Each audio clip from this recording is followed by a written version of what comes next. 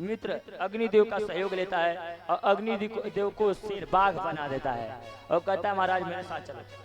और एक कुंवर एक ब्राह्मण बनके मूर्ध्वज राजा के यहाँ पहुंचते हैं और कहते हैं महाराज भिक्षां देहि। मूर्ध्वज कहता है महाराज आओ क्या भोजन करोगे। 56 प्रकार का भोजन बनाया गया और इन्हें खिलाया गया। मूर्ध्वज राजा अपने जो अतिथि है ब्राह्मण है उनका खूब सत्कार किए, उनके सामने थाली लगा दिए, कहते हैं महाराज भोजन पाओ। तो जो इंद्र बना ब्राह्मण कहता है महाराज मेरा जो चेला है, मेरे जो सांस चलता है जीव बाघ, अगर उसको खिलाओगे नहीं तो हम कैसे खा लेंगे। हम मालिक हैं और ये हमारा नौकर, अगर इसका सेवा हम नहीं करेंगे तो कौन करेगा, तो इसे भी खिलाओ। तो इनके लिए भी एक थाली लगाया गया। तो ब्राह्मण कहते महाराज ये तो मांसाहारी भोजन करता है और मांस लाओगे तब ये खाएगा। महाराज मांस खाएगा? तो हाँ महाराज। तो अपने द्वारपालों को बुला के आते हैं, सेवकों को बुलाते हैं कि कहीं से जाओ मृग को पकड़ के लाओ और शेर के पास बाघ के सामने रख दो, खा लेगा। कहते कि नहीं महाराज अगर आपका अधिकार में जो होगा उसे दो। तो कहते महाराज मेरा अधिकार में क्या है? कहते आपके अधिकार में तुम्हारा बच्चा है। बड़ा सुंदर भाव महाराज, तुम्हारे अधिकार में तुम्हारा बच्चा है, इसे तुम काटो और खिला। अगर काट के टुकड़ा टुकड़ा बनाकर अगर मेरे सामने अगर दे सकते हो, अगर बलि अपने बेटे को दे सकते हो तो हमारा ये जो शेर है वो खाएगा, नहीं तो दूसरे का तो नहीं खाएगा। जो तुम्हारा अधिकारी है, तुम्हारे अंतर्गत है, उसे तुम खिला सकते हो, उसके अलावा दूसरे जीव का बलि नहीं दे सकते हो। तो थोड़ा भी मूर्ध्वज राजा विचार नहीं करता है, अपने पत्नी को बुलाता है।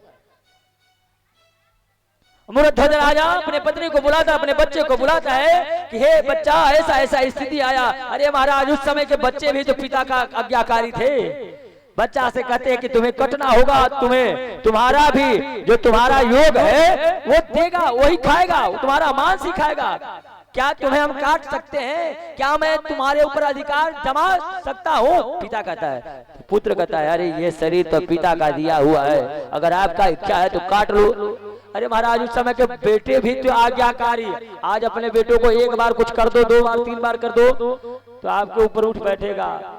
20, 25, 30 साल के अगर बच्चे को आप बोलोगे तो आपका सम्मान नहीं करेगा। लेकिन आज उस मूर्ध्वज राजा, क्योंकि संस्कार और इसमें गलती है पिता और माता का, अपने बच्चे को अच्छा संस्कार दोगे तो आपका आज्ञा का पालन अवश्य करेगा। मूर्ध्वज अपने बच्चे को अच्छा संस्कार दिए महाराज, और संस्कार के प्रभाव से अपने बेटे को कहते कि यहाँ बैठ जाओ।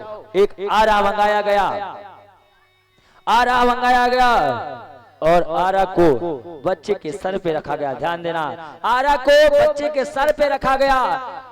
माता रोने लगी, पर वो ब्राह्मण कहता हे माता यदि तुम्हारे एक आंख से आंसू गिरेगा तो दान फलीभूत नहीं होगा, दान फलीभूत नहीं होगा। महाराज जितना बड़ा कष्ट और रोना भी नहीं, बेटी को काटना है और रोना भी नहीं। एक भरत शर्मा भजन गाया करते थे, सुने होंगे सब लोग सुने होंगे। देखिए एक दृष्टांत का 2 पहलू होता है। आप गाना सुने होंगे, आरा हिले बलिया हिले छपरा हिलेगा। ये भाव यहाँ था। मूर्ध्वज राजा, क्योंकि आप उनके दृष्टांत को पढ़ोगे नीचे तो मूर्ध्वज राजा के दृष्टांत के बारे में हमारे वो व्याख्यान करते हैं। तो भाव है कि आरा हिले और बलिया हिले छपरा हिले। हे ब्याज थोड़ा सा सुना तो मुखड़ा, हमको थोड़ा यार नहीं है। अरे आरा हिले बलिया हिले, देखो महाराज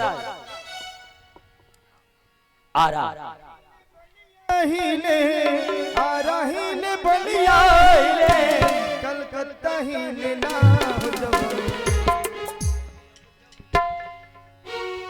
आरा हिले बलिया हिले, आरा हिले बलिया हिले, छपरा हिले ना छपरा हिले ना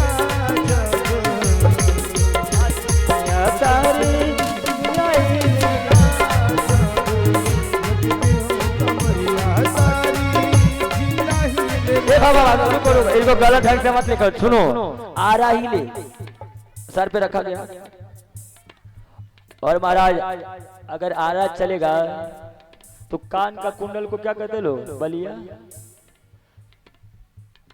और जब कुंडल हिला महाराज अर्थात आरा चलने लगा, अगर अपने बेटा को कोई काटेगा, छपरा अर्थात पूरे संसार देवता लोग हिल गए। अरे बाप, अपने बच्चे के लिए अब ये अतिथि का सत्कार करने के लिए। और जब महाराज बीच में अभी भी हिल गए, लेकिन कोई मना नहीं किया कि मत काटो, चलने लगा। और कितना क्लिष्ट योग होगा महाराज, जैसे ही सर कटने लगा, नाक तक पहुंचा तो पूरा संसार हिल गया। यही हमारे महाराज आपका जो कवि है,